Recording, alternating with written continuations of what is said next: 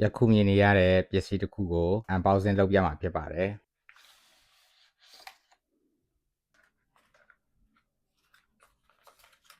Morphine brand ဖြစ်ပြီး Power Station Plus ဖြစ်ပါတယ်။တရုတ်နိုင်ငံမှာထုတ်လုပ်ပြီးဈေးနှုန်းကတော့ US ဒေါ်လာ 79.95 ပြားဖြစ်ပါတယ်။ဒီ Power Bank ကို charging အပြည့်သွင်းရမယ်ဆိုလို့ရှိရင် battery ရဲ့ capacity သိုလှောင်ထားနိုင်တဲ့ပမာဏကတော့ 10,000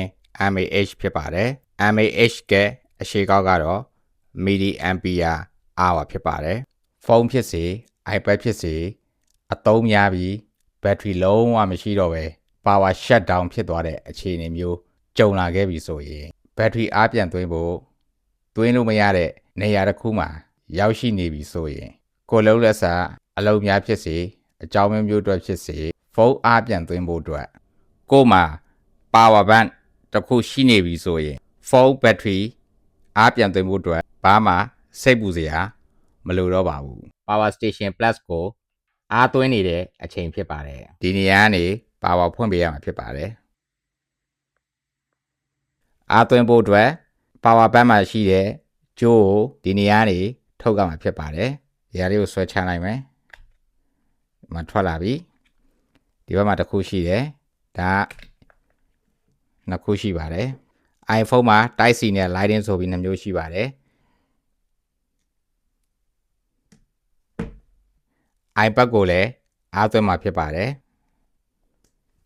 မီးစိမ်းနေတယ်ဆိုတာကတော့အားဝင်နေခြင်းကိုပြောခြင်းဖြစ်ပါတယ် iPhone နဲ့ iPad မှာ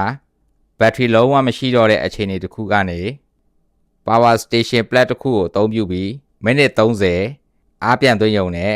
50% battery ပြန်ပြေးလာမှာဖြစ်ပါတယ် Power Station Plus ကိုအသုံးပြုပြီးသွားသည့်အခါတွင်လည်းယခုမြင်နေရတဲ့ကြိုးများကိုဒီနေရာမှာပြန်ထည့်ပေးရမှာဖြစ်ပါတယ်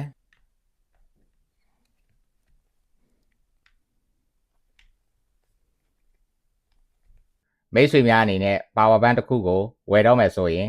Power Station Plus ကိုဝယ်ပါလို့အကြံပြုပြောကြားလိုပါတယ်ကျွန်တော်ဖြတ်တန်းနေတဲ့အတွေ့အကြုံများကိုဝေမျှပေးနေတဲ့ထုံးမနိုင်ဖြစ်ပါတယ် RSN